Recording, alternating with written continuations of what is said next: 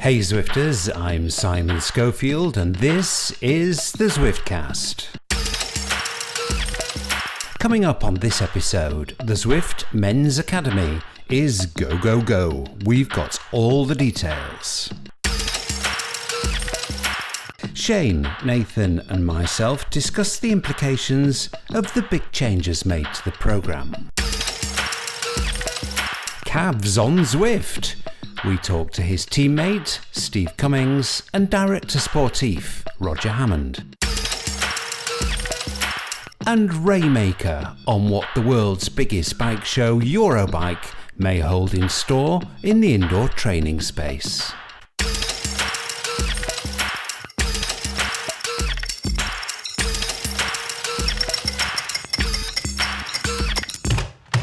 Well, I'm happy to say I'm joined by my fellow Zwiftcasters, Le Grimpeur, that is Nathan Guerra, yo dude. Hey, how's it going, Simon? Very well, thank you. And Le Rouleur, I think you're a rouleur, Shane. G'day, mate. Good afternoon, good evening, good morning. Let's start, chaps, to coin a phrase from a rival provider, in a very dark place. We have to confront it.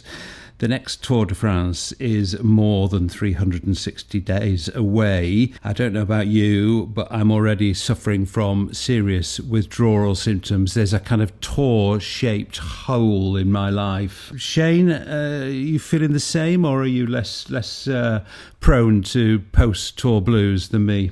I definitely have a case of them. Even the rest day the other day, I was lost. Usually during the rest day, we have a cycling movie on television in place of that or something. They didn't put anything cycling on. I didn't know what to do. Now I've got another, 365 days or 350, whatever it is, of those to go. So it's going to be terrible. Nathan, I know the coverage has not been quite as comprehensive in the States, and maybe you've not watched as much as Shane and I, but will there be a Tour-shaped hole in your life? I'll see a highlight and I'm like, oh my gosh, I wish I could watch the stage, but there's just other priorities. So, it's a little bit missed, but at the same time, it's filled with other things. It's tough to stay across the whole Tour the whole time, but I noticed what a lot of Zwifters have been doing is they've had Zwift on one screen and the Tour on the other, and it is one of those events that you can just keep an eye on as long as you're in a position to be able to devote full attention for when the fireworks have happened. Yeah, but I'd have to be a pirate to do that.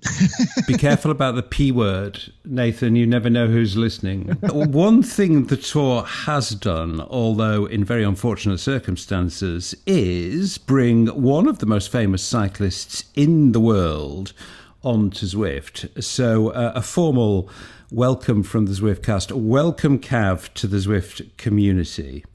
And we'll talk about what that means for Zwift in a moment, because I do think it is quite significant. But first, here's one of Cav's teammates, the most excellent Steve Cummings, a Zwift veteran, on how he thinks Cav may take to the platform. I'm happy to see him on Zwift. I've done it at first. Maybe he was the guy like, you don't need Zwift, but I'm happy to see him on it because I think it'd be good, keep him motivated. And for me, if you're not on it now, it's almost like, what are you doing?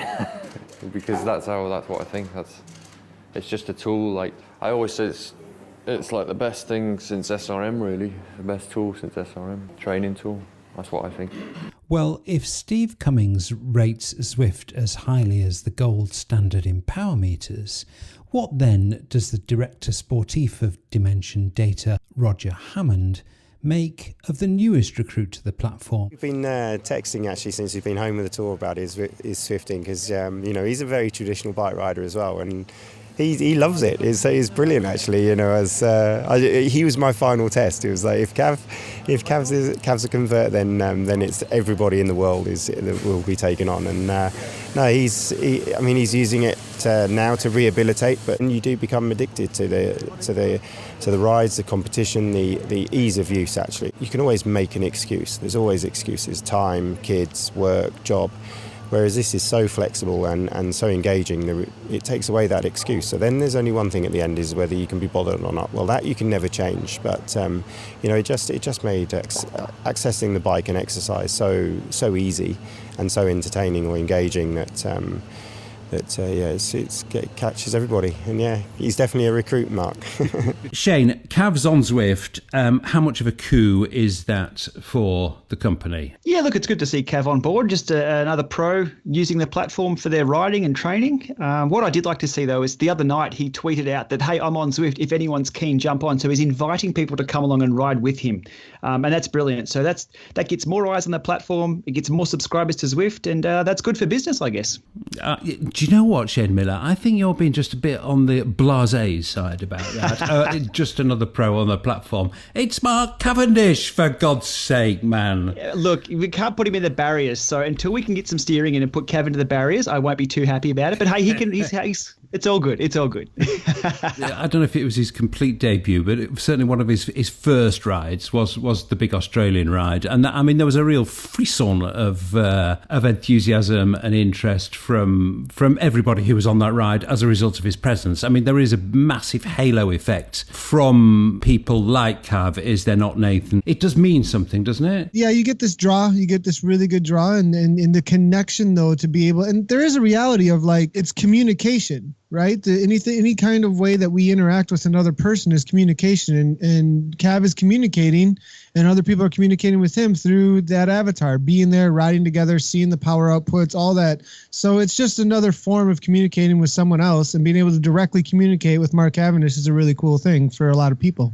Shane, there was a bit of chitter-chatter in some of the groups from some people who said, oh, God, well, I bet he got it free.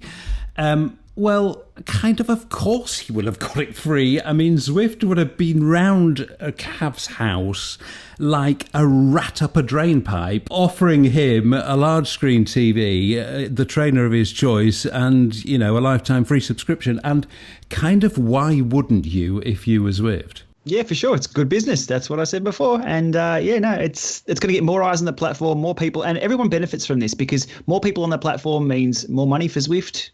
Eventually, which means more development, which means people with Android phones might get their Android version soon. It all falls out in the end, but more people on board is more people to ride with too, and more people to beat in the races. There might be one who doesn't get beaten, actually, but it depends if he's really trying. Anyway, okay, well, look, the tour is done for another year, but we do have something to get excited about because Zwift has leapt into the post-tour vacuum with a really, really, really big announcement.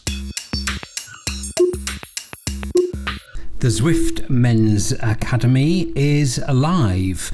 It's open for pre-registration, and there's going to be a whole load more detail coming out in the coming days and weeks, but this is what we know. The team partnership will be with Dimension Data, with the charity Quebecer benefiting big time. Zwift are guaranteeing hundreds of Buffalo bikes will get to those who need them as a direct result of this partnership. The winner of the Men's Academy gets a place on the Dimension Data Pro Conti team, not the World Tour team, and the winner will be under 23. So this is a talent trawl for developing riders. And whilst it is still a talent trawl, this time it's designed to be much more than that. The Academy is going to be the centrepiece of a global online training community open to all. Well, the three of us will analyse this shortly, and there's a lot to talk about. But first, during the second rest day at the tour, I was lucky enough to spend some time with the team, and I caught up with Dimension Data Principal Doug Ryder. Doug, how much persuasion did you require to get involved in this initiative with Zwift? No, not much at all, actually. I mean, I spent 11 years in corporate, 5 years at IBM, 6 years at Microsoft, so I love technology anyway. And, a team that was based out of South Africa to connect with fans around the world. And when I saw Zwift in its infancy starting out, I was immediately attracted to it. So, yeah, I mean, it was completely a no-brainer for me personally, and then, of course, to try and, get the rest of the team involved.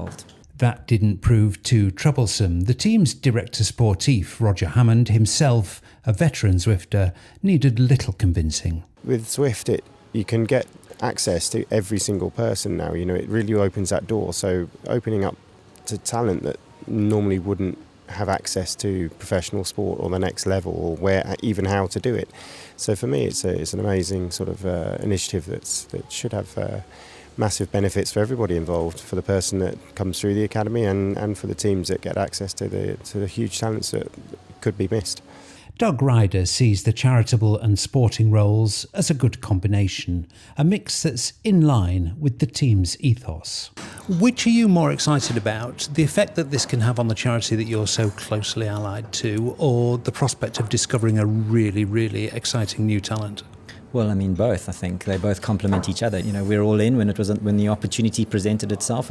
I was like, please pick our team. It's, you know, we care deeply about this stuff. We do change people's lives, and we do want to find, you know, the best talent around the world and give them an opportunity to be successful, because we've shown that we can do that with our African riders. So, yeah, this is a fantastic initiative which we're proud to be a part of. For Dimension Data rider Steve Cummings, the scheme's an opportunity to go fishing in waters where more traditional cycling nations may not look. Well, yeah, you hope it's exciting. You hope you're going to get some hidden gems, you know, yeah, it really is exciting. You're probably accessing parts of the world that perhaps would never get the opportunity or the chance. So I'm really interested to see what comes out. And Doug Ryder is at pains to stress that this is no mere publicity stunt. No, look, I think some people will be skeptical to say, will the team follow through, or is this just a marketing thing? And with us, it's absolutely not. You know, we've shown that between our development team, our continental team, and our World Tour team, we bring riders through every single year. So the platform and the pathway is absolutely there. So that's the first thing. The dream of an individual to get involved in something like that, to try and make it all the way through, is absolutely possible if they work hard and they've got the right, you know, character, culture, and disciplined, self-motivated, self-started individuals that believe in themselves. I would hope that more teams would get behind this and really support it. And it's not something that we take lightly. It's something that we will take really, really seriously, because, you know, you want to give that individual who's put all hope and passion and all their opportunity into this thing, and give them the best chance of being successful. And I think that's what we're really good at. We have an amazing coaching and high performance culture. You know, I think we can go all the way with these individuals, which I think is also equally important. I asked Roger Hammond whether he thought this initiative could prove groundbreaking or pioneering in the modernisation of the recruitment techniques that cycling uses. Teams are always innovative. They're always looking for the next thing. I mean, look at. I was just standing 2 minutes before this, looking at the bikes and just thinking, you know, that chain set. I used that chain set 4 years ago and it's unrecognisable now. So what have they done? They've been innovating, they've been changing, improving. Every step forward is trying to find that next advantage. And this is no different. This is no different. I mean, if you can now choose your riders with, you know, through an academy like this that have been coming from outside of the sport. It's not just the traditional shuffle of riders, you know, it's just finding that talent, and I think that's what we all look for. We're just broadening that net. Well, you know, that can only have positive results. Okay, fellas, well, let's run this one through the Zwiftcast mill. First, the partnership with Dimension Data. I mean, I think that's a good move, kind of an inevitable move in some ways. They're a hugely, hugely popular team. They're already full of Zwifters. They're one of the biggest supporters of World Bicycle Relief and Quebec, a great charity known to Zwifters and well supported. I mean, Shane, it's a great pick, isn't it, Dimension Data? Yeah, for sure. They seem to be leading edge of technology with what they're doing in the background with all their riders. They're very community connected. Yep, makes sense to me, for sure. Do you think this looks to be the natural choice, Nathan, looking at all the other World Tour teams? Yeah, it definitely does to me because of the partnerships that are already there. We had the Quebec ride. It's just an obvious fit then if a lot of your team members are already using the platform and promoting it, and you have that connection in the background. The relationship with the charity, I mean, I've got a couple of interview clips later on in the podcast, actually, which make it clear just how deep the relationship with this charity is, and actually what a great charity it is. Anybody who rides a bike can associate with it, and you know, I just think it's I think it's a great charity personally, but I think it's a great choice. But moving on to the athletic side of things, Shane, I mean, we discussed this at length on the last podcast, but given the experience that the Women's Academy winner Leia has had, and it's not all been bad, but it has definitely been tough for her. Putting the winner of the Men's Academy into the lower division Pro Conti team and also putting an under-23 limit on it, that looks as though somebody at Zwift has thought really hard about how it would be a good idea to tweak this scheme so that the Academy winner... I'm going to choose my words carefully because I don't want the impression to be gained that Leia's had a terrible year, but she's had a tough year. And I think perhaps the way that this Academy winner will work is they'll get more of an ease into a team instead of a crash into a team. Leia going into the pro women's group, that was the deep end. Putting somebody in the men's pro peloton is the deeper end. Not to take anything away from what's been in the past, but it is brutal. It is savage. There's probably many other words I could use what the men's pro peloton would be like. But it also makes sense to me in regards to the development or the rider development side of things, the talent ID side of things. And it's an easier way, or I guess, how would you put it, a less risky way of bringing somebody into the team who could really help in the long term as well? Because under 23, looking at a career cyclist rather than just either a year or 2 years maybe. No, it makes total sense. And yeah, I agree. I can't wait to see how it unfolds. It was interesting to hear Doug Ryder confront the kind of... well, I was going to say elephant in the room. It's not really an elephant in the room because people do talk about it, but anybody sensible does understand that the Academy schemes that Zwift have been running, whilst they do garner publicity, they are not simply a publicity stunt. I mean, they can't be. There's much more to them than that. For sure. Look, I think virtual is now the new reality. So what we're seeing is it's just another pathway for them to do talent ID, whether they go to schools or whether they go, to the local clubs and say who's winning a lot and looking at local races. This allows them even better access to data and things. It's just the new way. So it's real and it's happening. Yeah.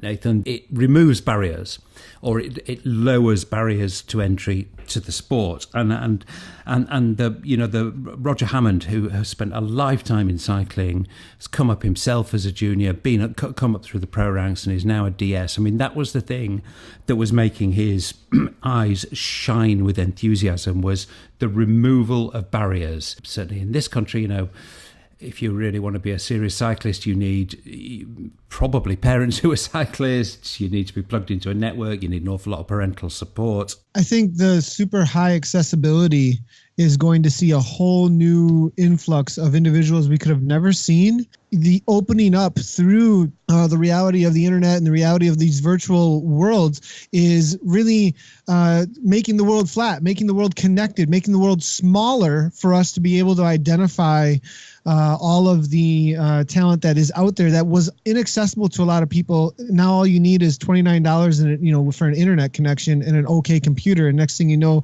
you have an opportunity to jump onto a pro team. I guess maybe a little more than Z Power too. So.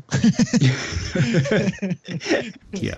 No, it's genuinely exciting when you think about it in those terms. The Academy, and we don't have a great deal of detail on this yet, but the Academy is going to somehow be the centerpiece of a kind of global online training community. So anybody can join in the Academy rides, even if you're not the guy who is eventually going to win the prize, I think.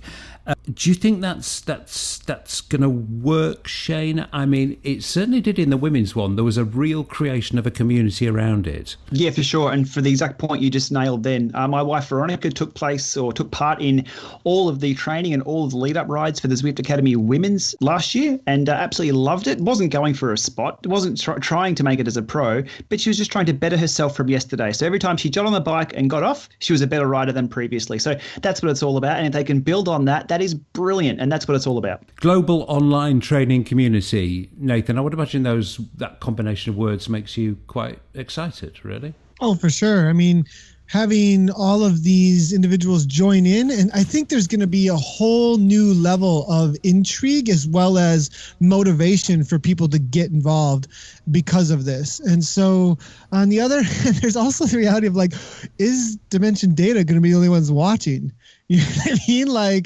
Good point. Very okay, so here's the one who won, but here's 2, 3, and 4, and somebody else is looking in going, hey, that was pretty interesting, and he won that one or whatever it might be. So I think that there's going to be a whole lot of hubbub around it. Actually, it's quite an intriguing point, that one, Nathan. I'd not considered that before. You think Team Sky might have spies, you know? and okay, you know, obviously Dimension Data have kind of got the winner stitched up contractually, but Sky might just slide in there with an offer to the guy who came second or third. And it's going to be a nice scheme to be a part of, even if it's in some tiny way, because there is this brilliant charity that is at the heart of Dimension Data's team. And having met some of the Dimension Data people on the rest day at the tour, I came away even more convinced than I was before about how deep the relationship is between the team and the charity. Here's Roger Hammond again. I'd like you to give me a bit of an insight, if you would, into how serious the team is about Quebec. I mean, a lot of teams, a lot of organisations have links with charities, and one sometimes suspects it's lip service, perhaps, might be putting it a bit strong, but the relationship might not be as deep as it could be. This is different, isn't it? Yeah, it is. It is definitely different. I mean, I've worked for teams before that have charities as you know, as associations or partners or something, but this is completely different. Every year we take the whole team down to South Africa. We do a bike handover, and I would challenge anybody not to be fully engaged with the charity having done that, and just to see those kids when the bike is handed over. I mean, just on the basics, the first part is just that smile, the excitement, the enthusiasm. You're not giving a child just a meal or a jumper. You're giving them a way of life. It was pretty moving. It was quite moving to watch how the kids just went from being very restricted to carefree and able to travel bigger distances, which is the backbones of the charity. So yes, everybody's, and then through to just the personal touches. It's so close that the riders here at the tour have been given personalised bags that have been knitted by families that have been on the receiving end. So it's just constant reminders of the association with the team and the Quebec charity. Right on. Okay, guys. Well, we have kind of covered this in the previous conversation, but the thing is, you could just take part in the academy just to help Quebecer, and that makes everybody feel good, doesn't it, Shane? I've been known not to ride the bikes for 3 or 4 days because there's no reason to. But if there's a better purpose or a different purpose out there than just turning the cranks for yourself, absolutely, it's a great motive to get on there and crank out the more Ks, earn those XP points to level 25. Yeah, let's not go into level 25 and beyond, yes. Oh my goodness, we need to start a charity for level 27, 26. Bring it on. Where's my gold in game too? I don't know, man. Oh, I started a fire, didn't I? I started a fire there. Maybe we could start a self-help group for people who've got beyond level 25 and don't know where they are anymore. I mean, where is this land beyond level 25? Who am I if I am level 25 plus? It's John Mayfield did say that was, close to being resolved, and yeah, anyway, let's see. Okay, still to come, a visit to DC Rainmaker's Pain Cave for a chat with the great man and a bit of a look forward to Eurobike. But for the moment, let's turn our attention to training. And Zwift has released a lot more workout sessions recently, actually, and perhaps one of the most eye-catching ones was the 4-week FTP Builder. The brains behind it is the man we've regularly featured here on the Zwiftcast, consultant coach, Kev Poulton. So I caught up with Kev and asked him about this 4-week plan. It's a nice, relatively short period, 4 weeks. What sort of gains might you expect to see in that? And what do you feel underpins that plan? Yeah, well, I guess it comes back to sound physiological methods, things that have been proven out on the road and things that can be replayed indoors and with the same sort of benefit. And to begin with, starting with accurate thresholds, accurate data, and really stressing those systems. How can you cover the kind of vast array of different abilities that will come out of this plan? Yeah, well, it suits anyone really because it's all relative to your threshold data. So it doesn't matter if you're a beginning cyclist or an experienced cyclist looking just to get that last 10% of fitness. It suits anybody. So that's the beauty of training with power, training with heart rate, and training indoors. It's a controlled environment. Anyone can benefit from this type of training plan. I guess you said the right of that is you have to start off from the right place, which is an accurate FTP score. Exactly, yeah. If you're guessing from the beginning, then you're not going to benefit as much as you could be from the training plan. 4 weeks, it's a very seductive period because you can kind of see an end to it. What kind of game might you expect to make in that period? Well, it depends where you start, of course. It depends where you start. It's a very open sort of question, that one. Generally, you're going to be looking 10 to 15%. So before you start an FTP boost sort of training plan, you would have a good base period behind you, a good amount of volume, and then you're ready to just tweak those last few percent of your threshold and really benefit from some hard efforts. And what sort of thinking time do coaches put into the development of plans like these? I mean, clearly a lifetime experience, a lot of experience working with pro riders and that kind of thing, but when you sit down to write a plan, what's in your mind? Yeah, I can say it really does take quite a lot of thought and quite a lot of time. And I know myself, I like to have a bit of a structure where I write down the ideas for each session. I will then go and build it on Zwift. I'll then go and write it, and as I'm writing it, I will take notes of what comments should be on the screen in front of the rider, and then from that I'll then go back and edit those comments and the program again, and then do it for every session. So to make up a 4-week plan with a lot of sound thought and techniques in it, it can really take 6 weeks or so to have a good plan built. And of course it's underpinned by that fantastic experience that you've got. You know what works. Yeah, it comes back to eliminating guesswork and knowing what is going to produce the desired response. And it does come down to a lot of experience with a range of athletes. Again, not just professionals, it can suit anybody, but knowing that if you've got this much time to commit to training, you can get this kind of response from this kind of training plan. If somebody does this training plan, Ken, and it just simply doesn't work for them, and they've hit their targets and they feel like they've had high compliance with the plan, but they've not seen any significant gains, I guess that suggests that there's something wrong and there's some other area of their cycling or their life that they need to look at. Where would people need to look at for things if training is simply not working for them? Yeah, to be honest, I think that would be rare, because a good training plan has enough recovery. But the only point that I would raise is that if they were starting the training plan in a fatigue state, not ready to benefit from it. So I'd be making sure or encouraging people to start a training plan such as an FTP booster plan with a good amount of freshness in the legs, with the right mix of structured workouts and adequate recovery. You can't lose. Excellent. Thank you very much. Nathan, it's quite cute, this, I think, because 4 weeks is a nice chunk of time. Kevin was saying there that if you stick to doing what I tell you to do, you can gain between 10 and 15%. 4 weeks, see an end to it, big gains. You like it? Yeah, I like it a lot. I think people a lot of times want to see what they got out of a training plan, and 4 weeks is a perfect amount of time to take a rest afterwards. And I think his points about having some base in place first, and like the explanations that were given about that and how to use this FTP builder was really, really good. Do I get the sense, Shane, you're anti-training plan in general? No, I've always done it myself. I've never really been told what to do. I've always sort of worked out and sort of felt my own way. So I find it's I totally appreciate people want guidance and want to be told what to do.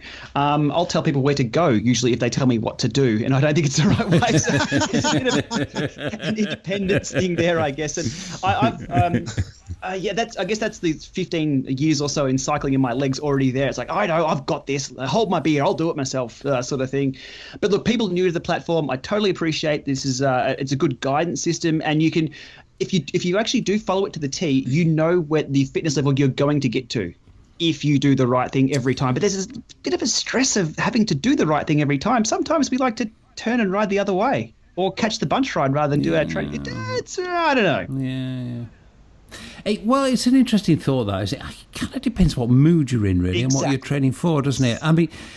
I've done training plans before, not many of them, it has to be said, actually, because I pretty rapidly got bored with them. I also think it depends to an extent on as you just said there, the depth of your knowledge about your cycling and the depth of the knowledge that you have about your own body and how it reacts to certain things. But there are also periods in your life, Nathan, I think, where if somebody says to you, see that pile of sand in that corner of the room, pick it up, put it in a wheelbarrow and move it to the other corner of the room. And there's something quite nice and kind of mindless and kind of not having to think about doing stuff that is represented in that rather strange analogy I just drew there with training plans. But, as Shane said, sometimes you want to be told what to do, don't you? Yeah, I think like most of the coaching I've seen out there is people who want to be like, tell me what to do. I don't have the time to go out and research all this. I don't have the time to read a bunch of books. And you have the knowledge about what's going on with my body. You have experience with this. And let's, tell me how I get this done and what's the fastest way to it. It's an efficient way of, because first of all, the assumption is you don't know where the sand is, you don't know what to put it in, and you don't know what corner to get it to, if we're going to use that analogy, right? So like you get the coach who's going to tell you, look, here's some glasses, can you see the sand now? It's right over there, please put it over here. That's the best wheelbarrow to exactly use. Like, so I think it's about efficiency. It is also about like not having the stress on you. So the coach then takes on that pressure though, right? So the pressure is no longer on you to be responsible for what you have to do for training. You can take the emotional, the effort that goes into thinking about that. And at that point, when you start going, what's happening? I don't even know why things are happening in my training. You have somebody to question and ask and go, can you please help inform me about why these things are happening, and get some feedback about that. It's definitely a popular thing, Shane. You've got to admit it. If you look at the growth of that site that's come out of Australia, Today's Plan, which is indeed a partner with Zwift, there's a huge demand for people who do want to be told what to do. Yeah, for sure. It does take the stress. I guess being told what to do can be stressful, hitting those targets, but it takes the complexity out of, I guess, what you have to do. So there's a few different ways to look at that. But it really depends on where the athlete or the rider is and what mind space they're in and what goals they have set. If you don't have any goals set, it's very hard to hit targets. But if you have goals to set, it's very easy to smash those targets out of the ballpark. But also, that's also a bad thing because you need to hit the targets that your coach sets. So you can't go too far. You can't go too far under. I totally get it. And I appreciate it from Nathan's point of view. Absolutely. Yeah. Well, I guess being Mr. Diplomatic here, I could end this conversation by saying it's just nice to have the choice, isn't it? If you want to go for a nice sunny ride around Watopia with a bunch of mates and kill it on the last lap, you can do that. And if you want to sit there and move your pile of sand from one place to another place for 4 weeks at a time and be able to move a bigger pile of sand at the end of that 4 weeks, then you've got that option as well. Does this mean I have to start reviewing wheelbarrows on YouTube? Oh gosh! Oh no! Now all coaching is simply going to be piles of sand. That's all we do as coaches. Just so everybody knows, we just tell you about piles of sand. The Neo Barrow has road feel. Actually, the more I think about this, the more I think it's actually quite a good analogy because you can have different piles of sizes of sand, different weights that you've got to move from. Yeah, every coach in the world absolutely loves you right now, Simon. If you do it in a truck, it could be like Z sand moving. It's like a little bit elevated power. Okay, I really do think we better move on. Well, as we've just been discussing, us ordinary mortals generally get on Zwift to get fitter, but for the pros, and as we've just seen perfectly demonstrated with our friend Cav, they often get onto Zwift as part of rehab after injuries or crashes.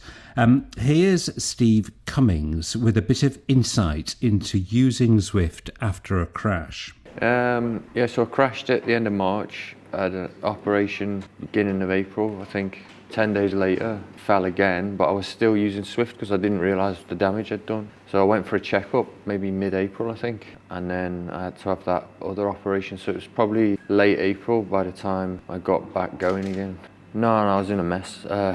I was just trying to concentrate on the process of eating well and the routine of, and yeah, like Zwift helped me a lot with that, because I honestly looked forward to it. It made me feel good. Even if it was only doing 20 minutes, it was better than doing nothing. And slowly, 20 minutes becomes an hour, and an hour becomes 2 hours twice a day. All of a sudden, it's quite good. You're doing some good training. And at first, I flipped the handlebars upside down. We put in the shed, we put 2 hooks and an elastic strap to take the pressure off all this shoulder. And it's just trying to keep me stable, because I couldn't hang on with this arm, so I was just holding this arm, and then you can run the risk of being twisted.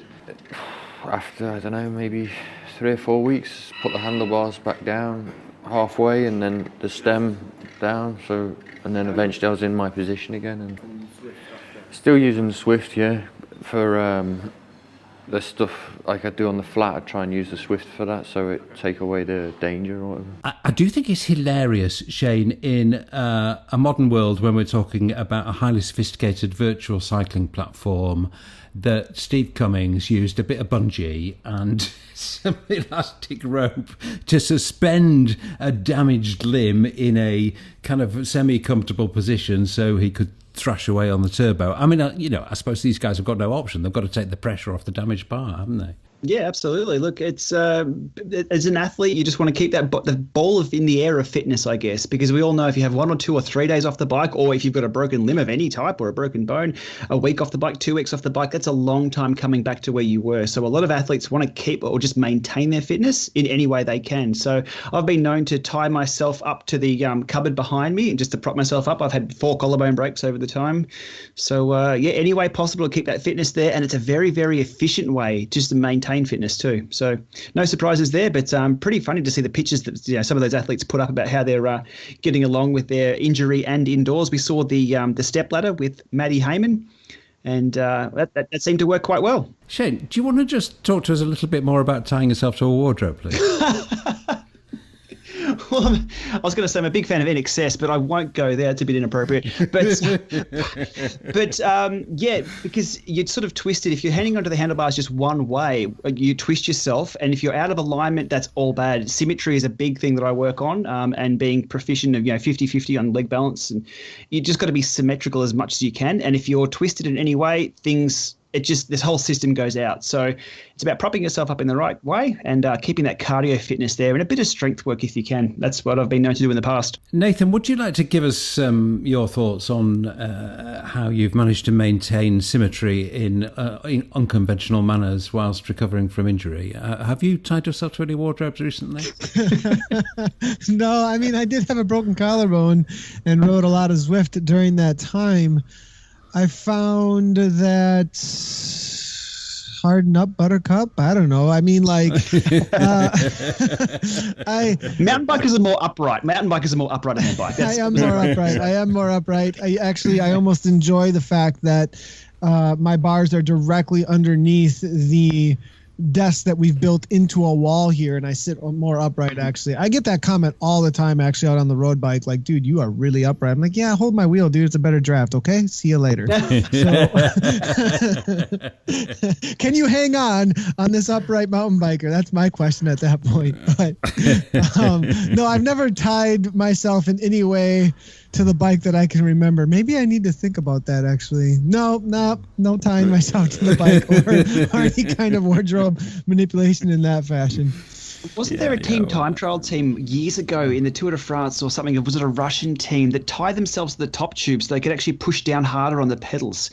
I'll have to Google search for a video, a photo on that, and I'll put up on the Zwiftcast listeners' Facebook page if I can find it. But there's been a few things like that because it makes sense. You can only push up as much as the weight is pushing down. So I'll do. That's my homework. I'll be on the case. I just want to see that picture of Shane Miller in a wardrobe and a rope. It's or maybe I don't, because I could never unsee it. Anyway, okay. All very interesting, fellas. Very interesting. Anyway, okay. So I was lucky enough to find myself in Paris a couple of days ago. So obviously one of the first calls, in fact, the first call I made was to DC Rainmaker, because the City of Light is home to his pain cave, possibly the most desirable pain cave in the world, given of how much technology is crammed into it. And Ray was super hospitable and invited me to his pain cave, and we talked a little bit about what we might expect to see at Eurobike. Ray, I bet everybody says this, but it's not as big as it looks on tape.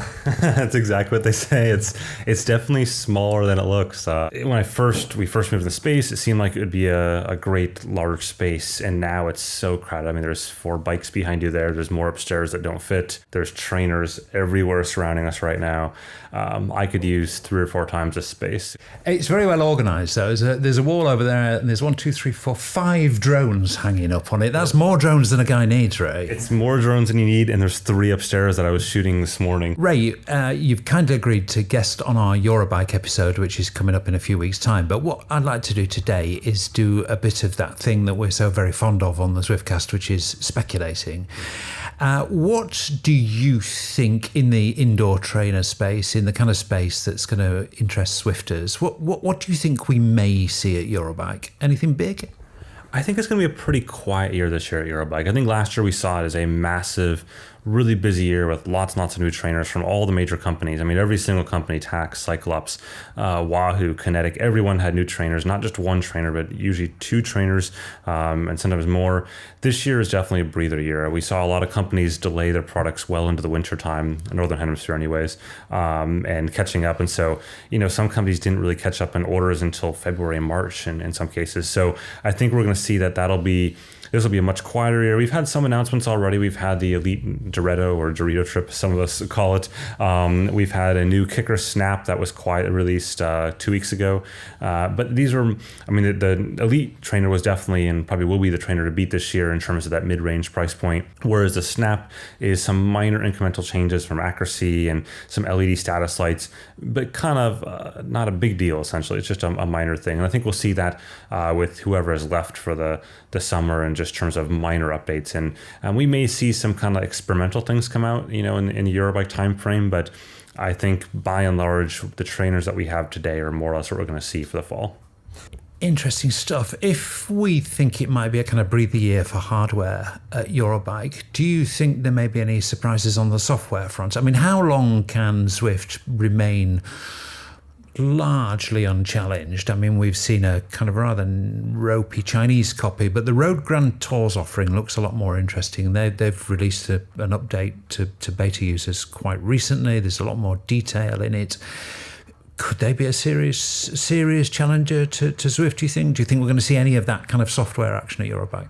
I think we'll see more of that. I think Road Grand Tours is great. They're doing good stuff. I think the challenge that all these companies have now is simply the money behind Zwift. It's just Zwift has a lot of money to spend, and they're spending in a lot of ways that get people engaged and interest people. And I think that's something that's really tough to overcome. I think it's something that, in those first few months, I think other competitors out there probably had more chance in the first year that Zwift was around.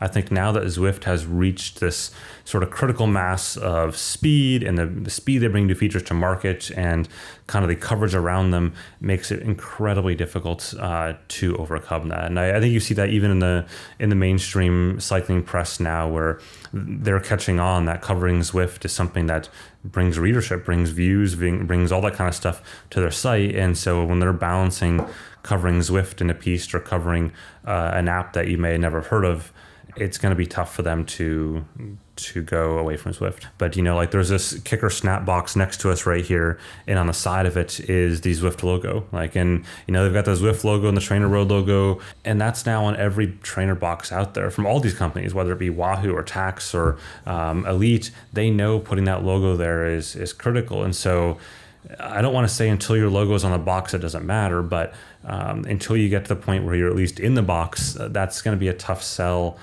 to be considered the big leagues. Okay, well, it'll be great to catch up at Eurobike. I'm now slightly concerned that Ray Maker has said that there may not be much for us to talk about at Eurobike, so we're going to have to find something to talk about, Ray. I think we'll still find some stuff. I think it just won't be last year. Last year we could have talked for like the entire day about trainers because there's just so many. I mean, we've never seen anything like that before. This year it's definitely people doing just a breather. It's a holy cow. Last year was too much. We need to save our energy. I'm sure we'll find something to talk about. Thanks very much for this, Ray. Look forward to catching up in Germany in a few weeks' time. Thank you. Appreciate it. You're listening to the Zwiftcast. If Ray's right, and I suspect he might be, because he very often is, and there's not much action on the trainer scene, what the hell are we going to talk about? There will be things at Eurobike to talk about, for sure. Absolutely. So I think everyone should stand by and be quite excited. Talking about Ray, though, Shane, a really interesting post, and going back to our FTP discussion, on a new kind of widget that you can put on your Garmin computer that I don't quite understand how it works. It must be an algorithm of some kind. But you have to have a power meter, but it will give you a real-time FTP reading. Tell me you understand how it works. I don't think anybody knows how it works, but I did look into that. It's kind of interesting, but yeah, I remember there was a big post-war a couple of weeks back on what is FTP and is it 8 minutes or is it 20 minutes? And how can we shortcut and all that? I think this condensed down, it's a 2-minute all-out effort will give you a ballpark figure. So we've taken the 60-minute test down to the 20-minute, down to the 8, down to the 2. And again, I think that last time I went back to let's not do it at all and just guess a number and go with that. I don't know how accurate this is. We'll have to get it out there. It's a Connect IQ app, I believe, for the Garmin Edge series units. So if people have that, and look, when it's out in the field and a lot more people have used it, I think we'll get a better feel about how accurate this thing really is. But look, it's progressing the technology. If it does work well, great. And as we saw today, Garmin has purchased or acquired Alpha Mantis, the aerodynamic testing company, for a little bit of hardware there as well. So things are moving forward and fast in the tech industry for sure when it comes to bikes. Now, Alpha Mantis are a company. Well, I think, they have, because there are pictures of it. They've developed basically a kind of probe. It's a bit like the sort of thing that you see on an aircraft. I think it's called a pitot tube or a pitot tube. And it's a kind of probe you stick on the front of your bike. And to put this very, very, very simply indeed, it gives you a real-time reading of how aerodynamic you are. It sounds like that might be something you ought to buy for your bike, Nathan, given your recent confession of being the most upright cyclist in the world, and you could get a lifetime readout of how your coefficient of drag was ruining your life. Oh my goodness. So it's definitely, I think, more desirable. I mean, I should be careful here, but then, I mean, back to the FTP immediacy reader, they sell muscle shirts and makeup really well for a reason. That you like to see something that makes you feel like you're flexing in the mirror. I mean, I think that's the FTP thing a lot of times. Like, what's your FTP? We've said this before. Yeah. And then people fight about it and all that. But that sounds a little more useful to me because you get a real reading on what is actually going to affect your performance in those moments. So, and I'm definitely not going to try to defend myself on being very unaerodynamic. Now, I know how to. Now, I've had comments, though, on the mountain bike during a cross race about getting in the aero position in a cross race on a mountain bike. So I know how to get aero, though, guys. Okay, so there's no, I just don't feel the need for it as often as maybe all it is when you're just that strong. I mean, yeah, and it doesn't matter on Zwift. Yeah, there you go.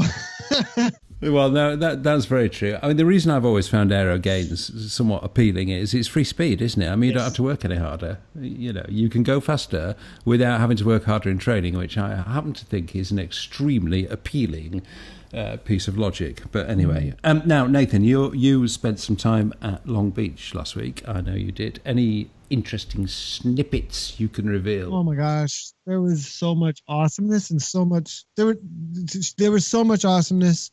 There was so much learning and wide-eyed, like getting like, whoa, revelation about some things, but I can't really share anything. Sorry. What was really cool was to do the challenge, the Rafa Rising challenge. I got to do that in the testing room and got to hang out with a lot of the testers, and we got to break things. That was fun.